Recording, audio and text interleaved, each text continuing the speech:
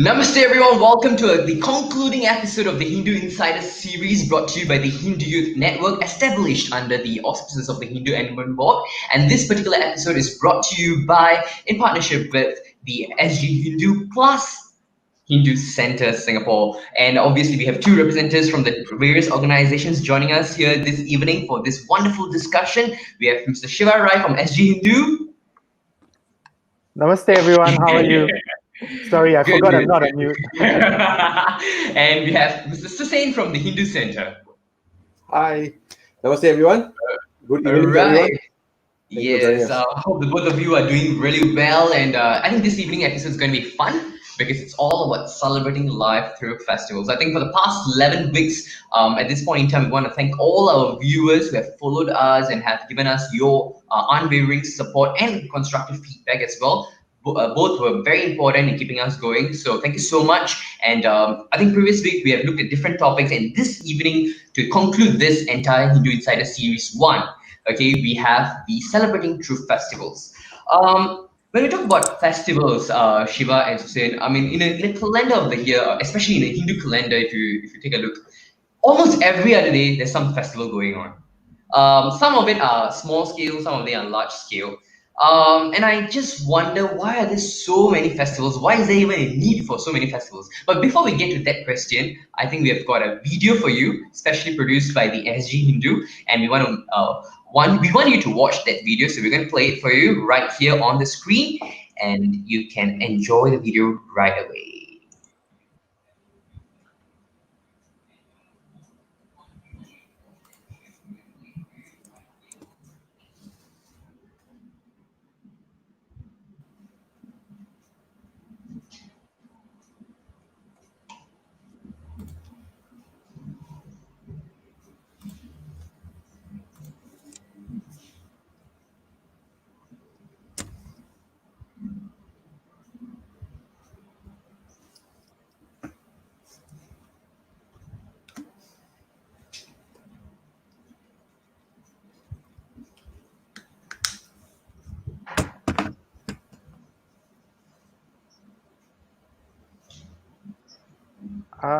Is it me or there's no sound to the video?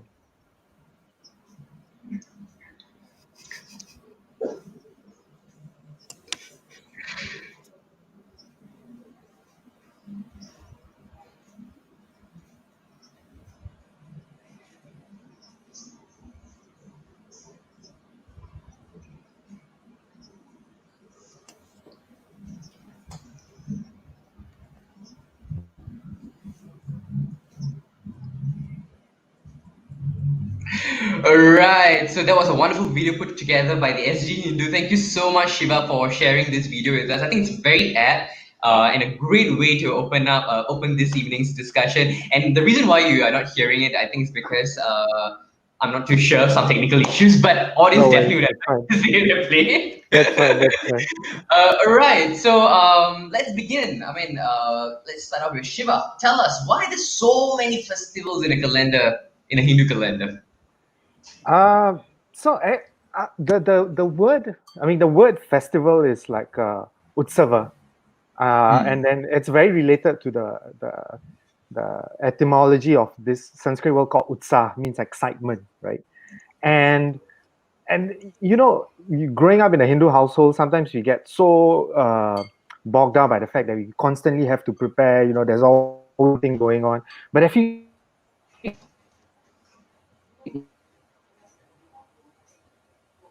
Okay, there's a bit of connectivity issue there. No worries. Yeah, Shiva, you may want to repeat? I'm so sorry. No worries. So if you ask some of your non-Hindu friends, what do they think about Hinduism? They're always connecting it with the festivals, right? They're always connecting it with all the different diverse types of celebrations we have. And it's so diverse. We have so many different types of festivals. It's not just about giving presents. It's not just about going to the temples. There's so many ways of celebration. And then that made me realize that this is a part of human life.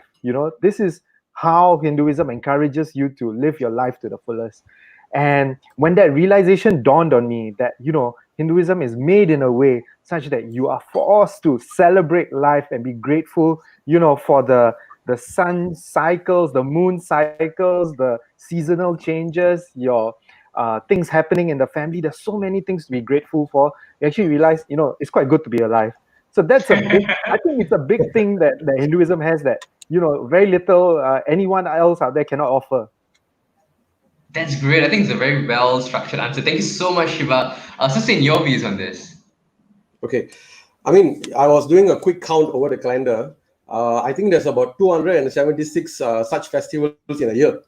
That too, today it's and I think I would have undercounted. There should be more. And today itself, there are 3 festivals that people are celebrating. There's Naga Panchami going on today. There's this Ayyappan Uttiram going on today. Shashti in the evening. So you can see that we are packed with a lot of festivals. Okay, I always think that our festivals are happiness packed. So Karthik, would you like maybe bring up the slides? Definitely. The Yeah. slides will come in. At this point in time, I would also like to encourage viewers to ask questions. If you have any, feel free to ask. We are here to definitely answer your questions on festivals. So feel free to ask. And here we go with the slides. Same. So I came out with this acronym, HPAC, Happiness Pack. So if you look at our festivals, we have a lot of festivals. The reason, like what Shiva mentioned earlier, it's very much to celebrate life. Life is meant to be celebrated. So the first and foremost thing which is very important is happiness. I mean, if we are celebrating a festival and you're not happy, something is wrong. True. Something that we are celebrating and not being in pain and why is a festival coming, why am I wasting so much money? It shouldn't be the case. That shouldn't be the case. Happiness is extremely important. So if you look at our festivals, normally there's a good food, great new clothes, there's social gathering. I think especially important in our local context where we don't actually meet up with our relatives that often. So happiness from this kind of means. So happiness is definitely one major factor why we have so many festivals. Another thing is festivals gives us an opportunity to earn punya or positive karma. So for example, during a festival, we are encouraged to actually do donations. Like for example, there is a festival called Akshaya Tritiya. People normally equate it to buying gold, but actually, it's actually you go to the gold shops, right? Long queues down there. I'm not saying don't do it, but I'm saying Akshaya Tritiya is very much a day for donations. If you do a quick lookup, it's about donating things like clothes, mattresses, even footwear, food, and all that. And when you donate, it is said that we will get the pala, the fruits, multiplied fashion. Even festivals like Deepavali, Thaipusam, you can see a lot of donations, a lot of volunteering, and all this happening. So it is an opportunity. Festivals gives us a lot of opportunity to actually do punya by doing good deeds that helps people. And also a very big factor is festivals are very much a great time to actually worship the Lord. It is said that the time when we worship the Lord in these particular festivals, the effect is multiplied.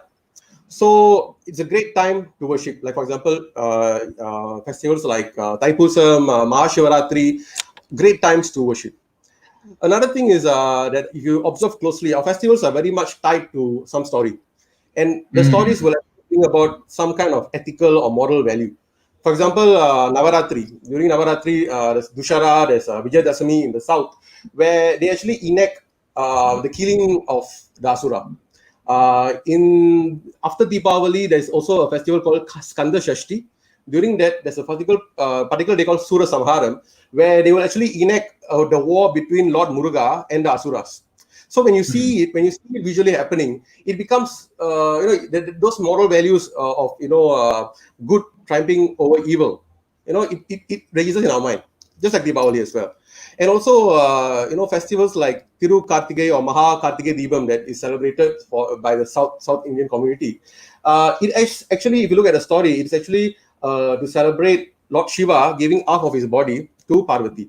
So in Tiruvannamalai, in the top of the mountain, he actually has given the form. He showed himself as Arthanarishwara. So Tirukarthikei or Mahadibam is actually a day to commemorate that. And what is the moral value we get out of that? Gender equality. So if you look at all, and of course, if you look at Rama Navami, you'll get to look at Rama and think about the Dharma that he embodies. So festivals are great times to actually remind us about ethics as well. And one more thing that I would like to cover, which is very important, is this thing about building your relationship with God, keeping God at the center of your life in whatever you do. So festivals gives us this opportunity to bond, to build a relationship with God. So what's the perk of having a God-centered life? What's the big thing? So the thing is, when you have a God-centered life, it's like this. When things are going right, things are all going good and all that. It's a time to reflect on all the good things you have. Pay gratitude, thank God for all the good things you get, and also to acknowledge that whatever success we end up getting, it's not only because of us, but there's a lot of other things around us. So it makes us more humble, makes us have more gratitude. There is a psychology study that shows that when you are actually more gratitude, show more gratitude, you are more happy because you're more a positive person. So that is one thing when things are going well. But when things are not going too well, normally the obstacles in our lives, normally when we are doing something, a particular task, there may be some invisible forces that are actually preventing you from achieving what you want to achieve. There may be some obstacles that beyond your control. Like for example, I may be doing a very important work, my office work in my laptop, or presentation or whatever. I could take all the precautions I can, and my laptop could just crash. My hard disk could just crash, or I may just fall ill. Something that I can't do much about, right?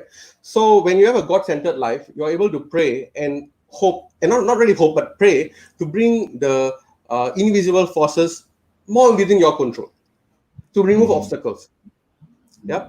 And if things still don't go too well, a God-centered life gives you a lot of strength to handle the problems. So it's like this analogy that I was thinking. It's like, I don't know whether you have seen like a tomato plant. The tomato plant actually is like a creeper climber kind of plant. If you if you just put a seed and it grows, right, it's going to probably just grow on the ground and probably won't bear much fruit. So if you look at the farms and what they do is they will actually put a stick and then the plant is coiled around. And then you see the plant actually starts growing upward towards the sky, and it bears flowers, and then which of course turns into fruit. So that stick is like God. That plant is us. So a God-centered life gives you the kind of the support, the guidance, the strength for us to achieve. So festivals give us a lot of opportunities to build all this. HPEC. Yeah. The next slide, Karthik, very quickly. Sure. Yeah. Can I just say one thing? I Yes, thought yes, this Shiva, go this ahead. slide was very nice to see because the way the whole tradition is built, you had you everything kind of connects to each other, right? So even if you even if you're celebrating festivals just for happiness, let's say you're a young child and you don't know the stories or the ethics of it, you start with just celebrating the happiness, you accrue positive karma. Let's say the example you gave of Akshaya Tritiya, you have a young kid, you teach them on Akshaya Tritiya, you should give. From there they will inculcate the ethics of it, and then from there they will get the Ishwara Pranidhana, or the idea of being God-centered. And the idea of Utsav, also we have everything in the calendar covered. I think the 270 days that Susain talked about, but Or more. even weddings, right? Or even the rites of passage in life, like a punal or this one. These are also considered Utsav in a small way, for the kula, for the clan, or for your family, or for the community, right? So now if you include those in, when it's wedding season, we are going to the temple almost every other weekend, whacking some food, right? You had those, it's a party almost every day, So that's something to think about. So back to you, Susain. Yeah, definitely. Yeah. Agree. So just to interject at this point in time and ask a pretty much probably a controversial question. Then I mean, so far I think what the both of you have presented is there's a broad framework for festivals and broad objectives. Like these are the benefits and these are the broad purposes that may apply to most of the festivals. But do you really think that youths in Singapore who observe Hinduism are aware of these benefits and is it clear, or if what's your take on this? uh maybe I'll take that one. Yeah, So sure. I tried to do a lot of reflection on my life and think about why I was struggling so much with making festivals a part of my life, right? Um, and then I realized that there is a fundamental, okay, the way we see time in society today is Monday to Friday you work, Saturday Sunday is holiday. You do your errands on those days, and then if there's a public holiday or there's school holidays, you work around it, right? Um, but if you think about it, okay, the calendar year is aligned to the sun cycle, but it has no other cosmological significance, right? So, if we are, let's say, celebrating Shiva Rai on Monday night, the next day Tuesday, you're up all night. Next day Tuesday, either you have to take off or you have to go to work or something. So there's kind of like a mismatch, between how the time in our world is arranged and how the actual cosmological events are happening. So that's the first thing that is a problem. The second thing that is a problem is we don't experience seasons in Singapore, right? So the examples Hussein brought up earlier about Navaratri, that actually coincides. All our Hindu festivals, a lot of them coincide very closely with traditional folk Chinese festivals because they are both unisolar cycles, right? And so for example, when we talk about Navaratri, that actually coincides with the the nine emperor festival that the Chinese celebrate, which is a very big thing on their part. um, and when you don't experience the change in seasons, right, you won't feel the need to really, you won't see the cosmological significance of these festivals. So for example, I was in Europe for a while, and I saw that, I am not keeping track of the Hindu calendar, but I feel the change in temperature. For example, on June 23rd is the solar it's like the solar Eclipse, is it? equinox, right? The Solstice. hottest day, the solstice. Thank you. Oh, sorry. The longest day on for the planet, right? And then that day after that, summer begins. It becomes so hot, you know. So then you can see the coincide in the northern hemisphere. It's easier. And then the question then we must ask is, in the southern hemisphere, if you are celebrating in Latin America or Australia, does the calendar need to be tweaked or changed? The third point is we need to inculcate, and this is an idea I've been thinking about. We need to kind of marry some of festivals with Singapore life a bit more, right? There needs to be more. We haven't really customized it, and we can customize it. For example, let me give you an example. Uh, Taipusam is about. Correct me if I'm wrong. Mother Amman giving Kartikeyan the veil, right? Correct. And Yeah. why can't we coincide this with the batch of Hindu boys who are going to go into conscription that year?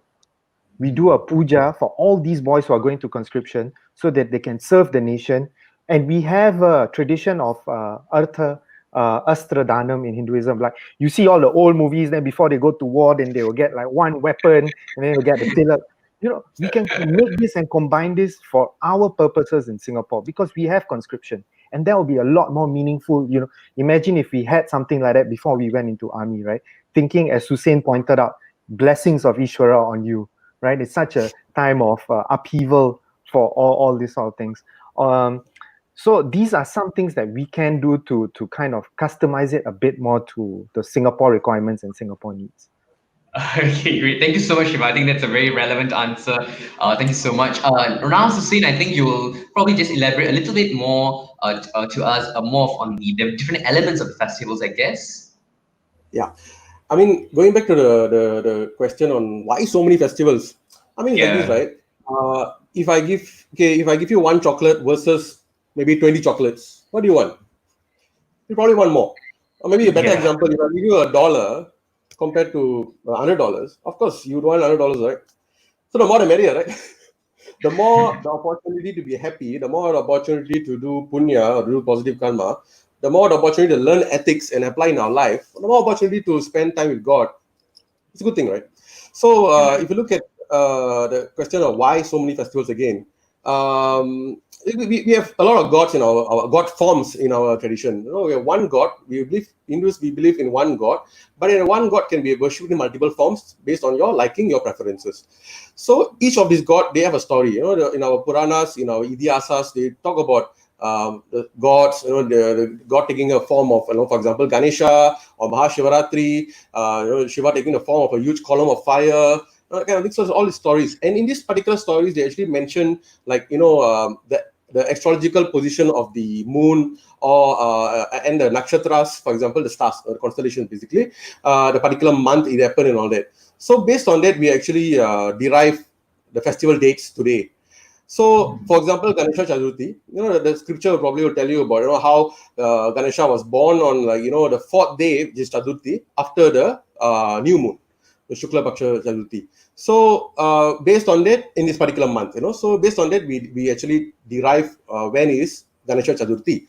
And Ganesha Chaturthi, like Ganesha Chaturthi, Mahashivaratri, the Deepam, Mahadibam, Vaikuntha Ekadasi, these kind of big festivals where people, throng a lot into temples, they take a vrita, they do a lot of fasting and all that.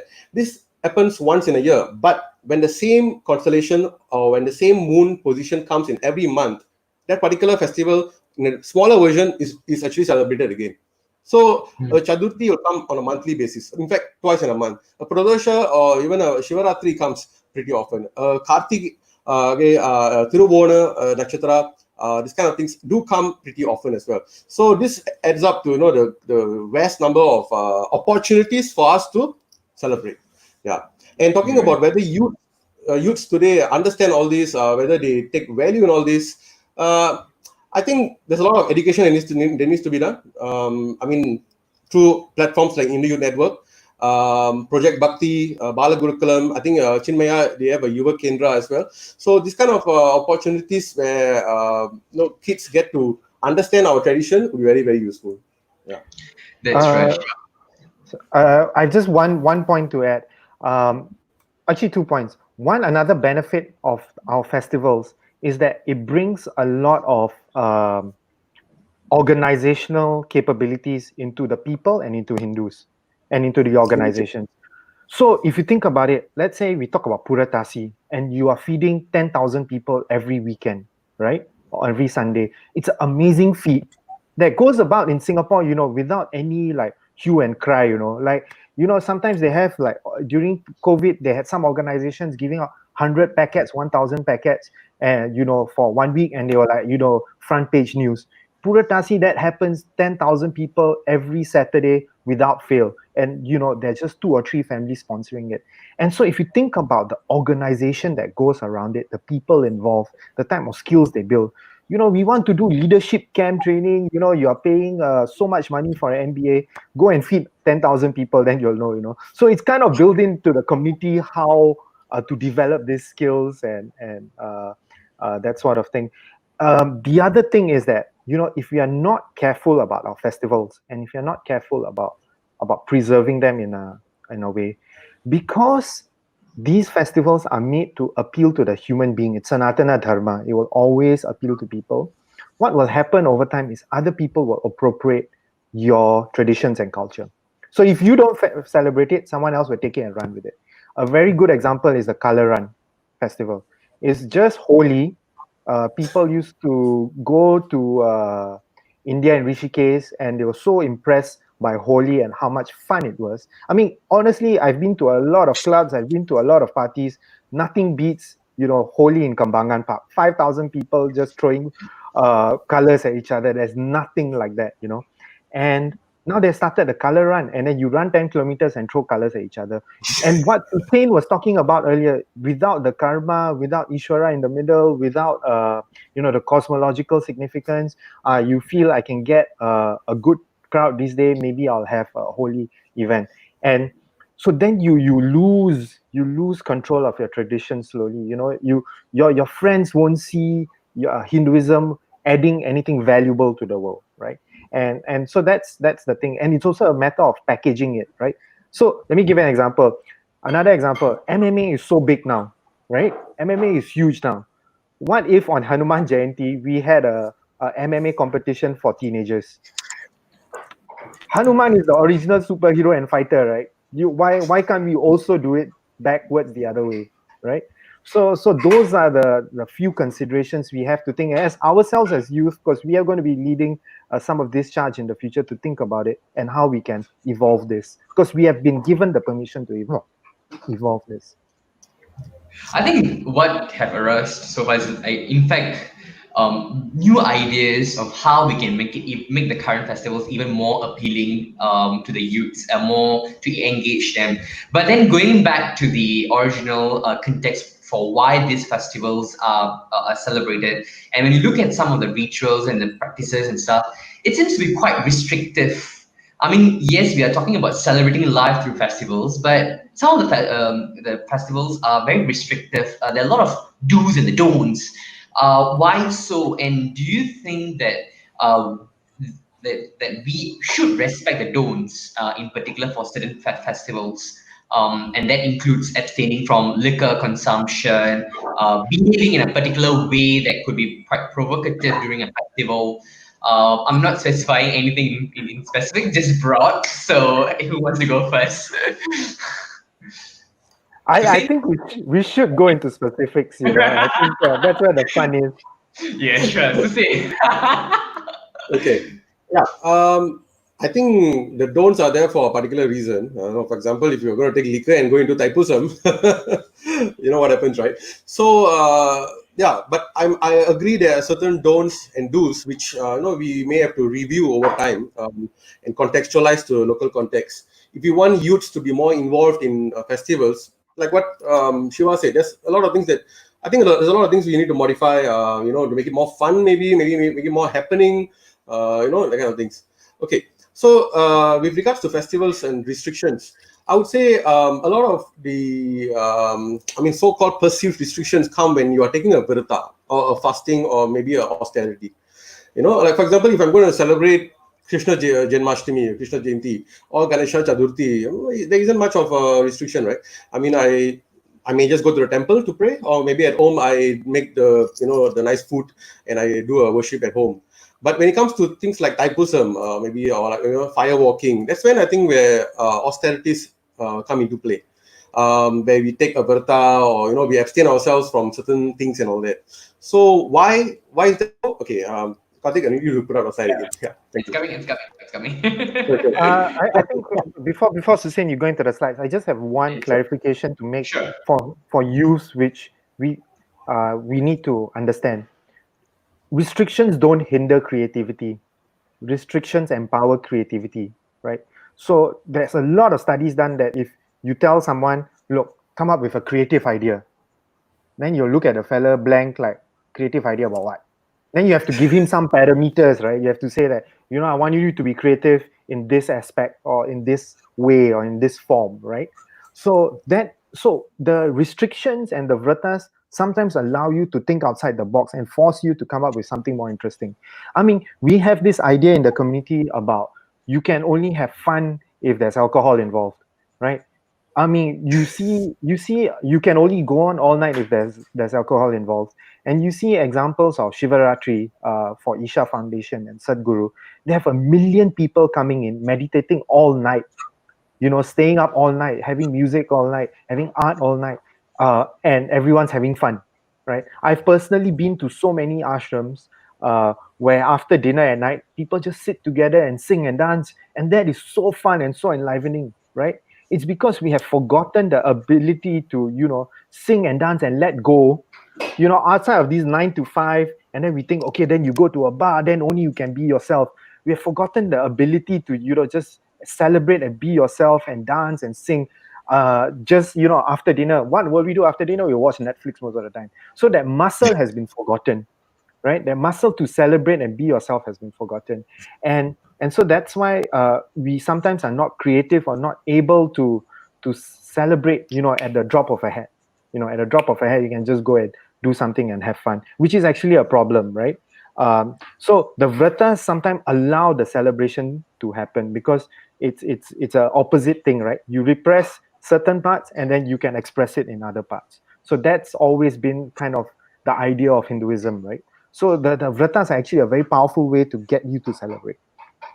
That's great. That's great. Yeah, with regards to what Shiva is mentioning, the thing is our festivals, right? There are, I think, mostly two components. One is the religious aspect, another one is the cultural aspect, where that particular religious festival, the essence of the festival could be the story behind it, the religious aspect of it. But the way you celebrate it, it depends on the culture. It depends on how things are done. So, for example, Magara Sankranti or Pongal in the south is essentially a Thanksgiving festival to nature. Right? It's essentially a Thanksgiving festival. It's like ancient version of Earth Day that we celebrate now.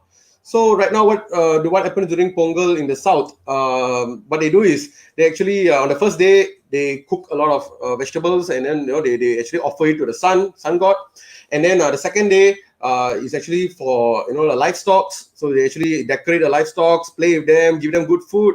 Not that they don't do it the other days, but these days extra special treatment is given to the animals. And then the third day, it's more like social gathering, that kind of thing.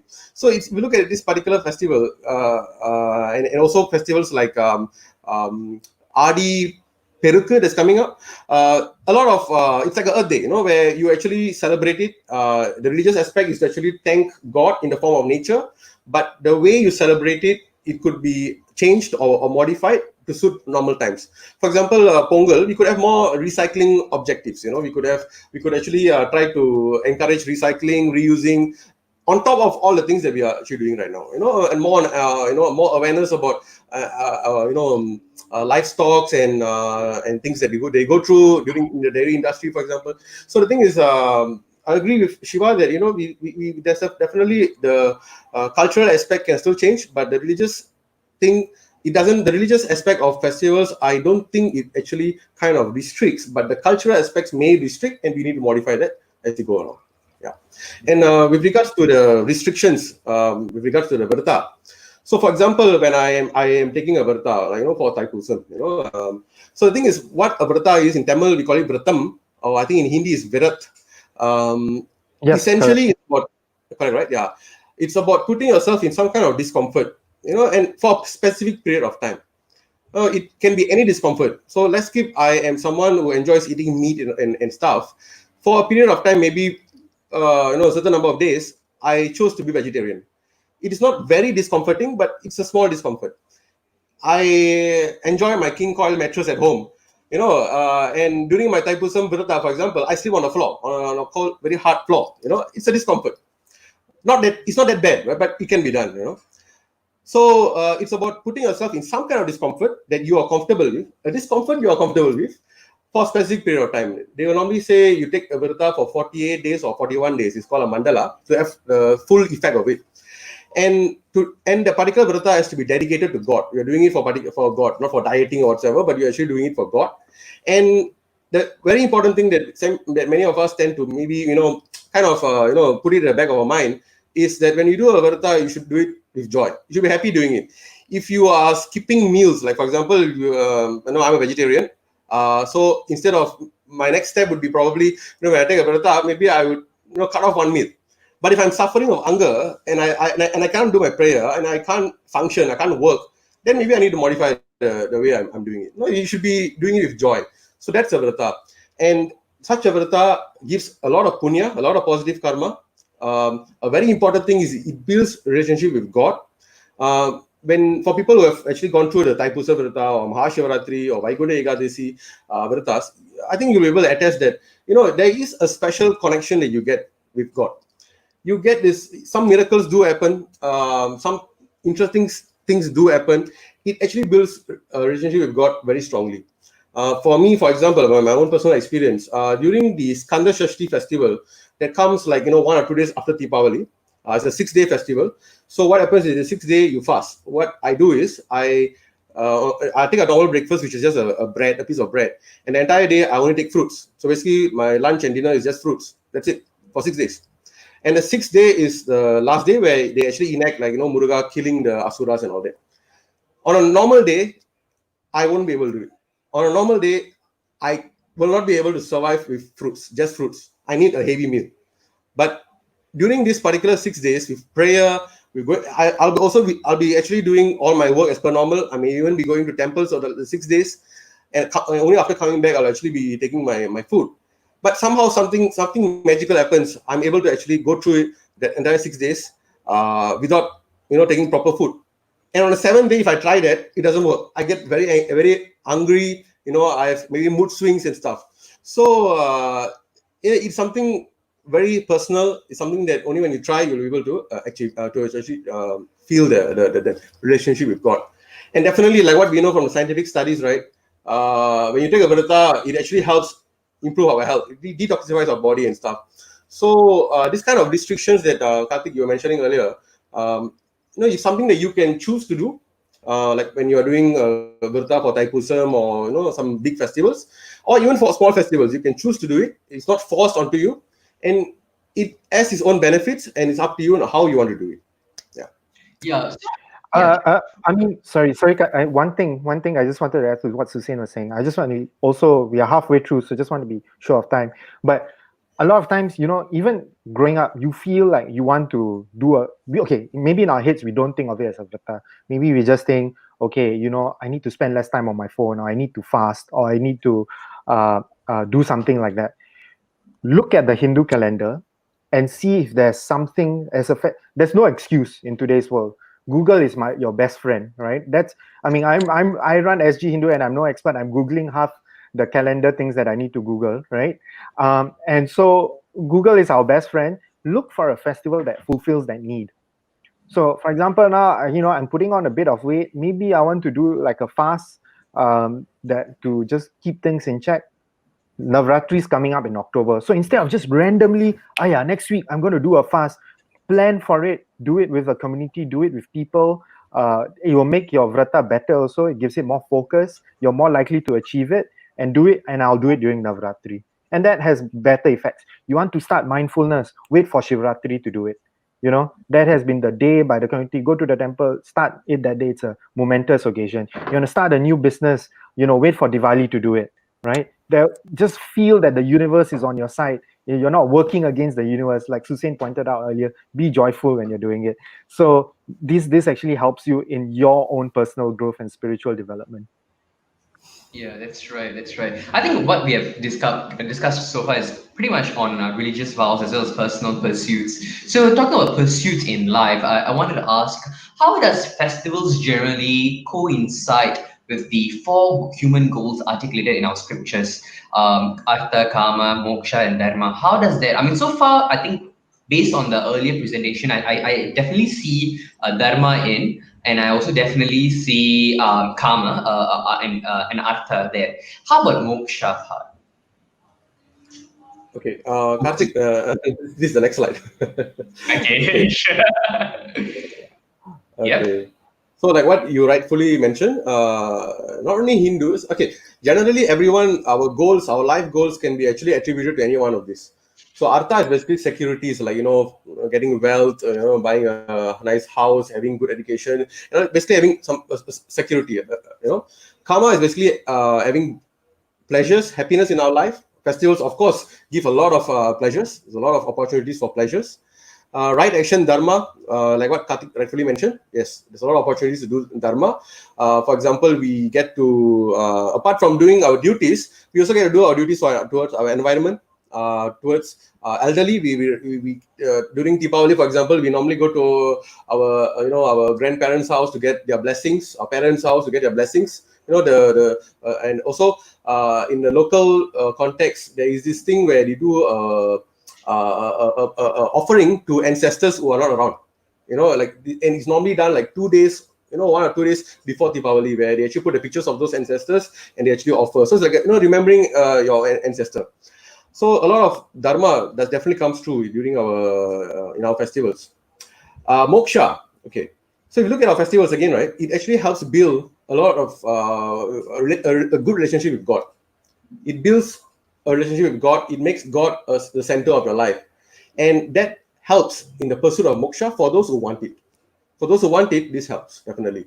So it's especially prevalent. I mean, especially more important in today's life context, where life is just too fast paced. We are all very busy with work, and a work-life balance is really I don't have it, but many of us, I don't think we do, right?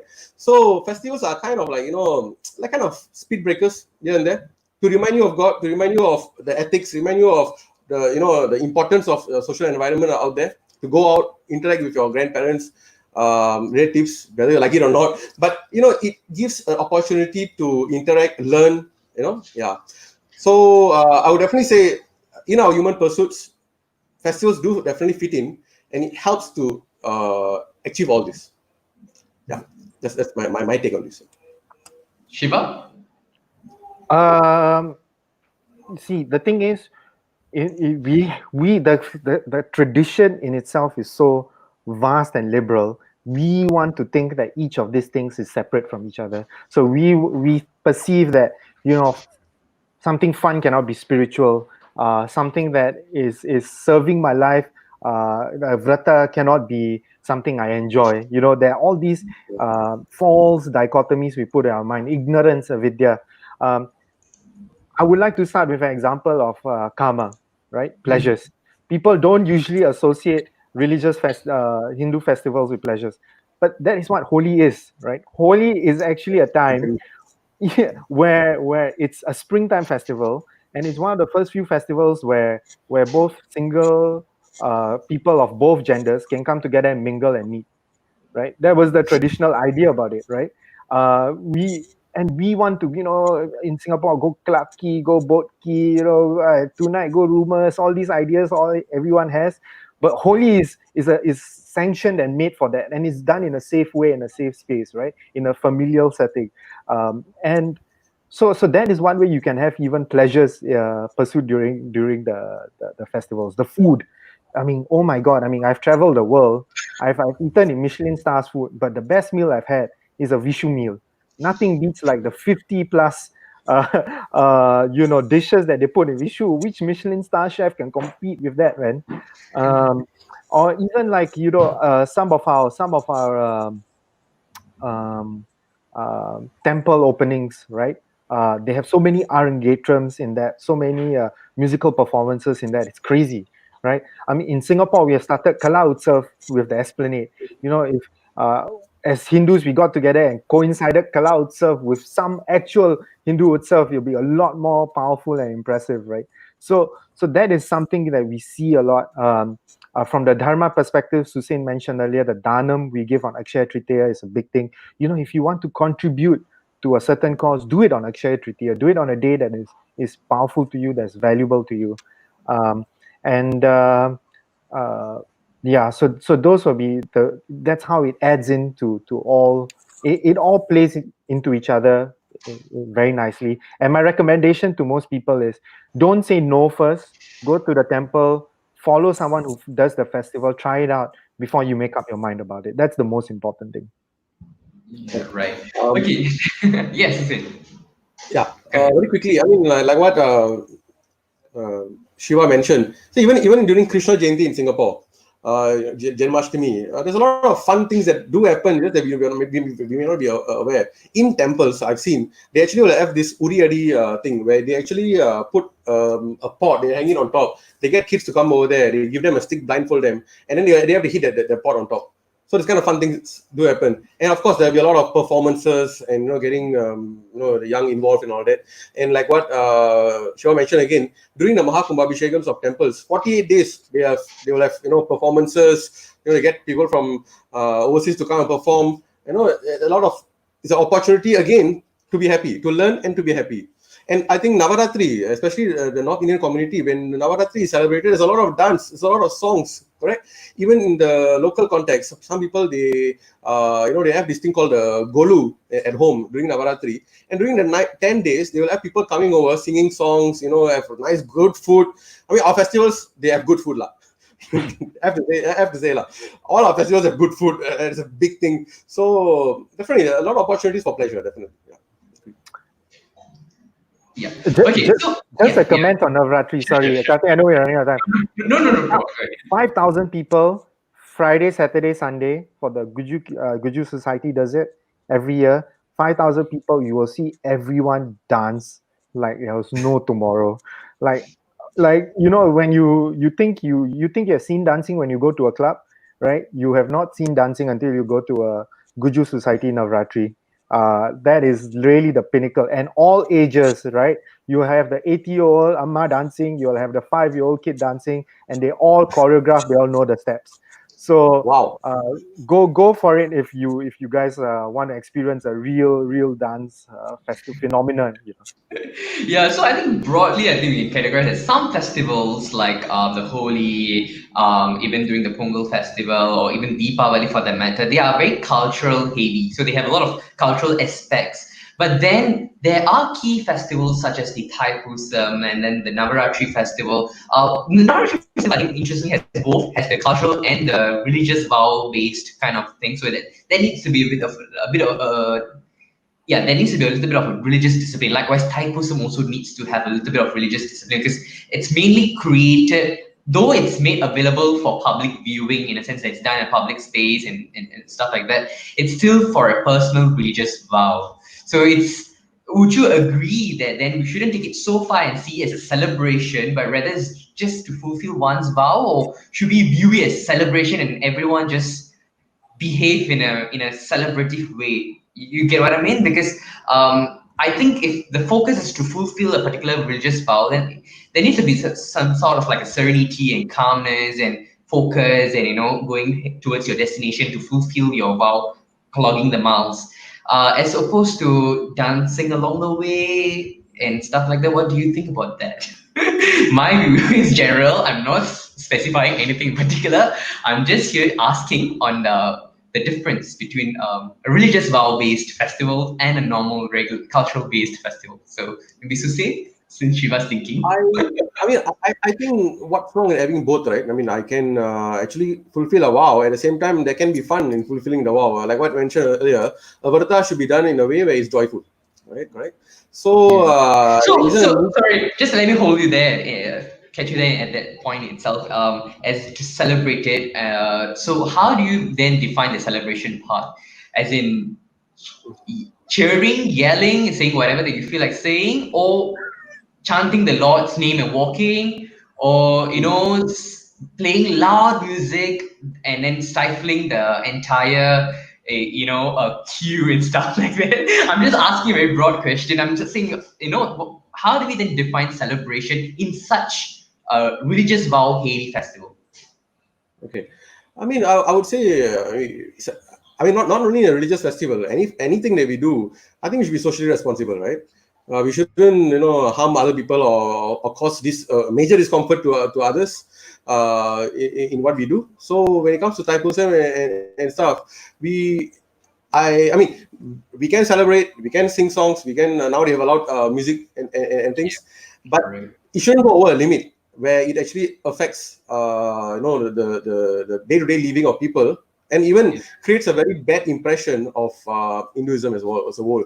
So I think it's okay to do to have fun and all that, but there should be some moral responsibility. Like, for example, if someone's drunk or whatsoever, it's probably going to create problems, right? Yeah, I think the key word here is then responsible. Celebrate responsibly, not at the expense of others. Be considerate at such festival. I mean, if you have we all have different ways of expression. Even we have the 9 ways of expressing devotion. So there's no harm in singing. There's no harm in playing music. It's fine, but not at the expense or a disturbance or convenience to others. I think that's the key consideration that we all need to probably have. So now let's move on to another festival that's also quite common and popularly known in Singapore. This is the Fire Walking Festival. And it's very, unlike any other country, including India, we have tied the Mahabharata, the narration of Mahabharata and the chronological of events with Fire Walking Festival. Maybe one of you could explain on what's the link, and is there even a link, first of all? And how should we then, if there's no link, then how should we then view this conjunction of both festivals? Okay. Who wants to go first? Okay. Shiva? Oh, Susain. Susain. Okay. Susain gets. Okay. So you rightfully mentioned this particular festival in Singapore. It's very much tied to Mahabharata. They actually start reading the Mahabharata for 48 days, and I think I think almost towards the end is fire walking. Then they have Pattabhishekam of the Pandavas, and it ends. So the reading happens 48 days, and during these 48 days, they actually have a lot of important events in the Mahabharata enacted in Is a particular. the reading in Tamil, or is it in, Yeah, okay, it is in okay, Tamil, and it's also in yeah, it is in Tamil, correct. And okay, okay. Sorry. No, No, okay. no, go on. I missed out something, sorry. So during this the days, they will have, like, Aravan Puja. They will have which talks about this particular character in Mahabharata, Aravan. There's a lot of things about Krishna and the leelas he play. There's a particular thing called Arjuna Tabasu, where Arjuna gets the weapon from Shiva.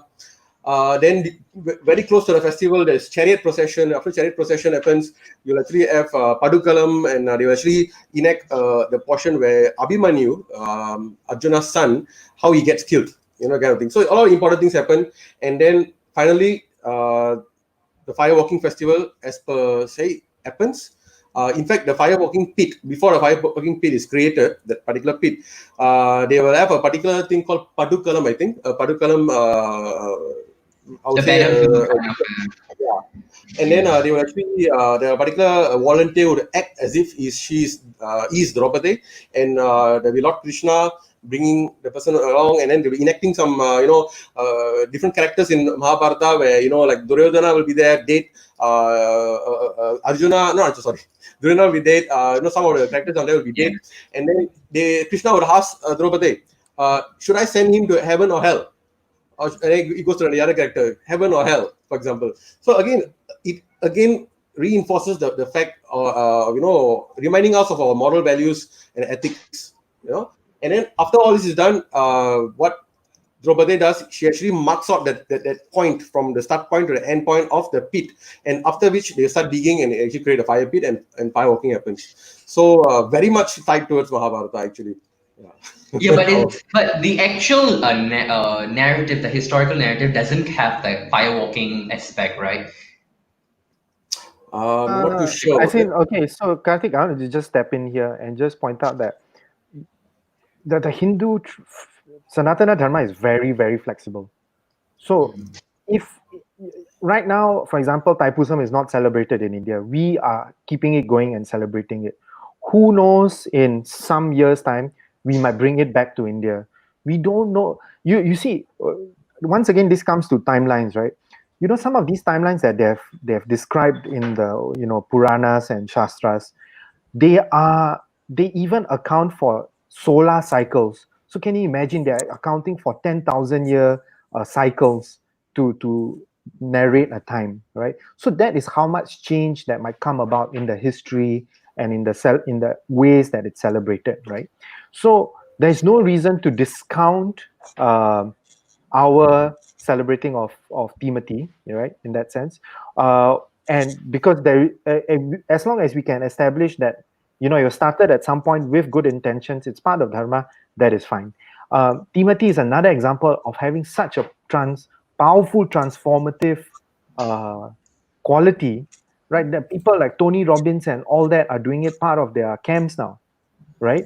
They are charging people, $30,000 or something for a week, and at the end of the week, you do fire walking, and if you have conquered your fears, you can walk the fire. And that is such a, and this is cultural appropriation again, right? We are not seeing, they are not giving us credit, they're not giving Ishvara credit for doing these things, for before doing these things, and therefore the benefit will be less, right? The benefit, if you do it with the tradition, you won't benefit as much. So that is an important thing. Another example would be in Bali, they celebrate Nyepi. Their most important festival is a festival called Nyepi, which is their new year. And I think it coincides with something in and around Holi. So it's in March. And on that day, it's a day of meditation and quiet. Oh Everything yeah. in Bali shuts down. Everything in Bali shuts down. We have no such thing in like in India. We have no such thing in other diasporas, but we have that in Bali. Now, the question to us as in Singapore is, as South Asia, ASEAN Hindus, should we try to adopt that practice and try to bring that into Hindu life? I would say yes. right? Because they are Hindus. They are doing such a beautiful festival. Even the Bali airport shuts down for 24 hours. Like, this is how strong it is. And so we may not, their tradition has split from, from the Agamic times already. So there might be 1,600 years ago or something, but it predates that. So it might be useful for us to add that. So something being old or something being new is not a good definition of whether um, it should be a utsav or whether it should be part of the celebration or not. The concept should be whether it supports the human development, whether it sticks to dharma, and whether it helps our community grow. And these are the few things that we should think about before pursuing the festivals. Thank Correct. you so I much, would add Shiva. that. And this, yeah, Susan, go ahead. You want to say something? Okay. I mean, you asked about the fire walking in Mahabharata. So, Yeah. from my understanding, there isn't a fire walking in Mahabharata, from my understanding. But the thing about fire walking is actually a village ritual. It's a village thing. You don't see it in the cities. It's normally in the village. So It's a this rural, Draupadi, yeah. it's a So rural Draupadi, festival. sorry. No, it's a rural festival. That's all. Yeah, correct. So, Draupadi Amman, Draupadi, the character, is actually seen as Draupadi Amman in the villages. They actually perceive her as the goddess of fire walking. They even see her as the personified form of Kali. So they attribute fire walking to her. So it is actually a village adaptation of Mahabharata, and that's the reason why we are having fire walking in local context. If you look at firewalking, if you go to the firewalking festival, you see a lot of things that are very village based, like carrying the karagam and a number of things. So it's very Yeah. much village based. Yeah. Great. Thank you so much, Susan, for that clarification. I think let's take a look at some of the comments that we've got. We've got quite a fair bit. Saravanan Chinaya has said, Hindus love to celebrate everything in life. We are the original party people. Any objection, guys? I don't think so. I absolutely agree. Party And then restaurant. we yeah. Krishna Sadashiv has commented about celebration. I mean, when a celebration is alcohol fueled, it actually reduces one's ability to enjoy the celebration in all its fullness. I think that's what Shiva correctly brought up. Thank you so much for sharing your comment. And he has also shared that this is a fact supported by science and medicines. So wouldn't it therefore be a better and more satisfying celebration when one is in full senses? Absolutely. I think the three of us unanimously agree with that comment. Okay, so now we have got one commenter who has asked, since when is Thaipusam not celebrated in India? I think, Shiva, would you like to take this question? I think, I know where you're coming from, but maybe you may want to just share. So I think Thaipusam was kind of in the sense of the way it's celebrated as a procession in Singapore. Thaipusam was out stopped in India maybe in the 1970s or something like that. I can go look it up. But a government, federal recognized festival is stopped, and this was particularly because of the troubles with logistical and safety and etc. Right. So And I think another point that can be also made is that this festival is not India-wide celebrated. It's probably just more celebrated in the south, probably because the Tamil community in particular, or rather the South Indian community in particular, resonated more with the God in the form of Lord Muruga in that sense. So that could be a reason why. In particular, the 6 temples of Muruga, called it Arupadi Veedu, festivals like Thaipusam and Panguni are celebrated. Yeah, but of course, it is not like what Shiva mentioned. It's not like how it's not government sanctioned. It's not like how it is in Singapore. It's the way it's celebrated is very different. The kind of kavadis or the kind of offerings they do down there is very different from what we do here. Of course, in Malaysia and Singapore, it's pretty similar, but India is very different. Okay, then there's another comment, not related to the topic itself, but it's more of the format. Yes, Shiva Stream, Jay Subhas, thank you so much for your feedback.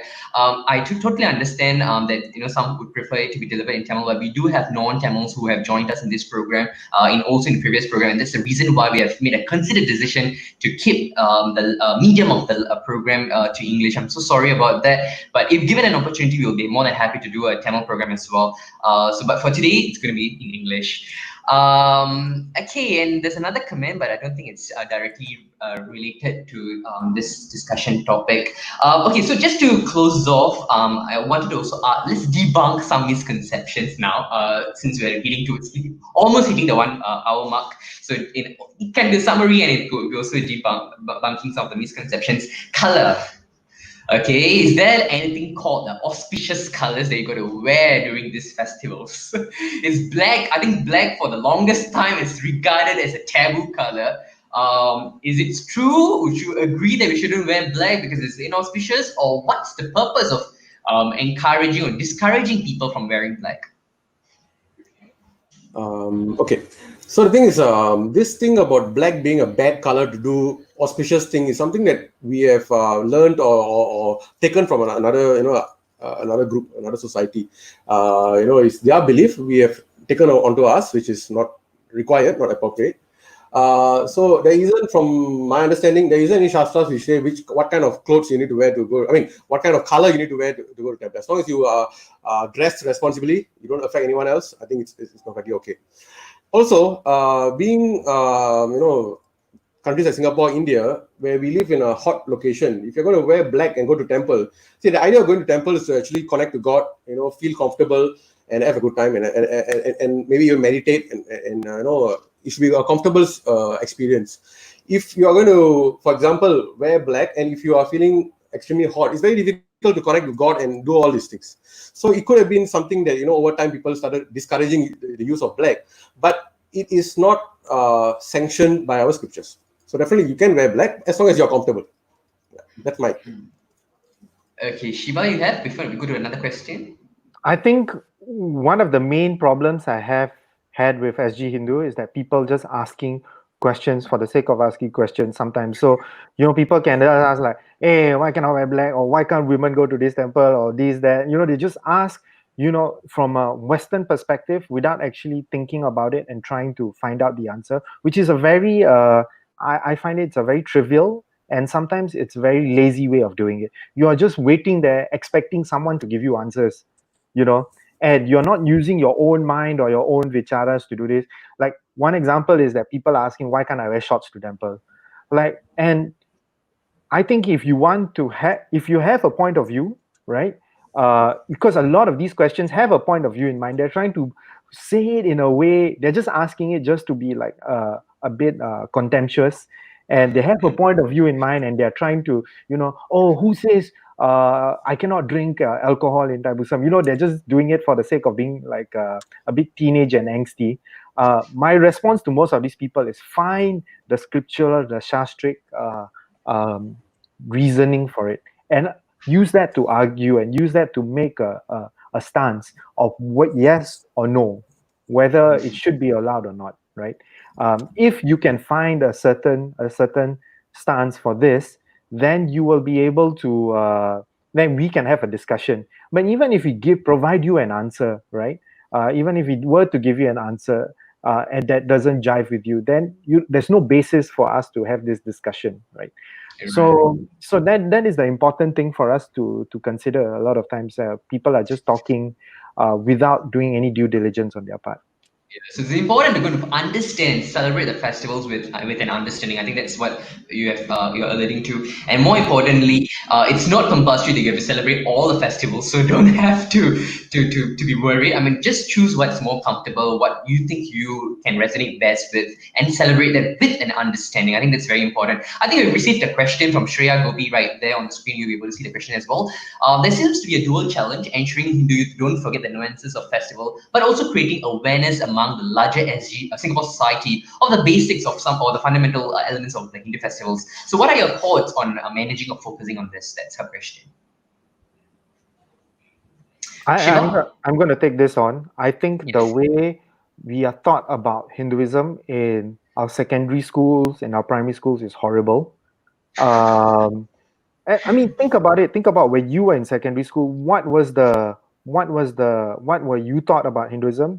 So Hindus are from India. There was no real principles of Hinduism taught. We believe in reincarnation or something like that. What were you taught about Deepavali? Or this day Hindus go to the temple in the mornings and bathe in oil. Now, who is going to respect you, or who is going to want to celebrate Diwali when you are taught that thing, right?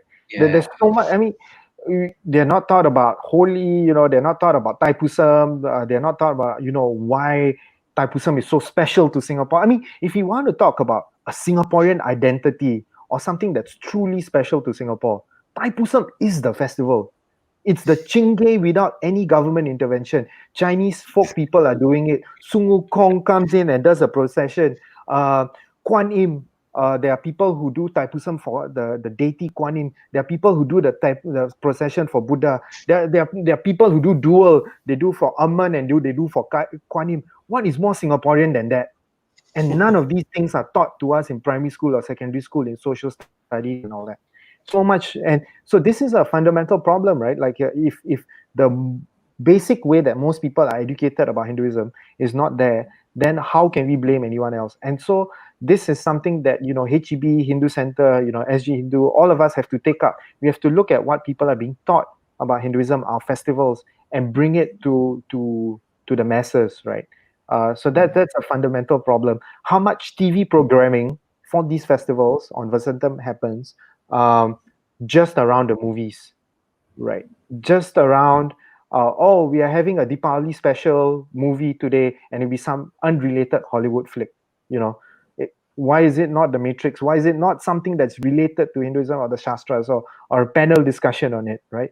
And then after a while, we'll come around and say, oh, the majority is so ignorant. Of course, they're ignorant. We haven't told them anything about our culture and festivals.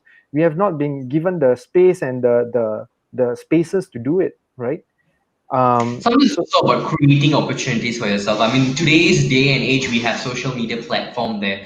So you may not be given a physical space, but I think we can always use the social media space, mhm, this sphere to actually create that awareness. I think that's one way where you can also reach out to youth. And I think youths are receptive as long as if it's in a bite-sized format, and if it's information that they can just consume on the go. More importantly, it got to make sense to them. It got to be logical. I think that's what, as a youth, from my uni days, I started viewing festival. I try to understand the logic behind celebrating it. If I don't see the purpose, I don't engage, because to me it's really, you need to understand and celebrate. It's, I think Deepavali is, everyone knows about Deepavali, but on Deepavali day, if you to really, really go back to what Susan shared earlier about ethics and positive karma, I wonder how many of us actually take all that element into consideration. Because on Deepavali day, it's just about drinking and having all the sweets and savories unmoderately. Leave about other ethics, just the ethic on moderate consumption. That's really out of the framework, out of the perspective. So these are things that we forget, and we just indulge in the celebration blindly. So it's very important, I think, to be very mindful on these days. Yes, Shiva. this is good for the Hindu community. So, Yes. between all three of us, we can change the minds about the Hindu community in Singapore. But the larger SG community, we need to talk to people like Mothership, Rice Media, even if you're talking about a new online space, right? These people, influencers like Pretty Please, these people need to get involved, because then you reach out to the larger Singaporean society. Otherwise, you won't get that awareness there. Definitely. Pretty please, if you're watching this video, please consider Hindu Youth Network as your potential partner, or SG Hindu or Hindu Center. We'll be more than happy to partner you. It's a special request. Okay, guys, I think we've already crossed the 1 hour mark, and I think it's such an exciting, diverse, and in-depth discussion. It's very candid, free flow. So thank you so much for your valuable inputs and insights and information. Also for taking effort to put in the various slides together, and also Shiva for bringing a very, very relevant video that kind of encapsulates what we wanted to share. So I really hope that we all, together collectively have a better understanding on Hinduism, particularly festivals, and view festivals as a means of celebrating our life, our pursuits, and understand when you should be celebrating and where and how you should be celebrating certain festivals. I think that's very important. Be mindful about others who are fulfilling their religious vows. Let's not be inconsiderate to them. At the same time, let's respect one another. Let's allow and share information. More importantly, credible information. Let's not speculate fake news. Let's bring that to an end. Let's bring good credible information and share that online responsibly. I think that's very important. It's very easy to just comment and write something randomly, but the effect can be actually quite strong because many people may not have the digital literacy and they might just not know how to verify the information and might just believe what you're saying is right. So it's very important. Even today, whatever that we have shared, don't just take it as it is. Take it with a pinch of salt. Broaden your perspective, and that's what Hindu Youth Network is trying to do. And in this Hindu Insider series for the past 12 weeks, I think we have strived to do that. We have strived to bring you different perspectives. We are not imposing any perspectives on you. We're just offering you the different perspective. You choose what you want to take in, and at the same time, we hope we can inspire you, or we hope we would have inspired you to broaden your perspective through reading and also broaden your appetite for knowledge. With that, I think we can conclude this Hindu Insider series. Thank you so much, Shiva. Thank you so much, Susain, for both of your participation. And I would like to thank all our partners, SG Hindu, Hindu Center, The Art of Living, and other organizations such as the Chinmaya Mission. Thank you so much for your support for the past 12 weeks. I think it was amazing. And audience, not forgetting you, thank you so much. We have two new series coming up very soon, Bhakti Rasa and the Yoga series. So these are two arts and health-based series that awaits you. So do watch out our space, and we have a lot more going on. So stay tuned with us. Thank you so much. Take care and have a lovely Saturday evening. Thank you. Namaste.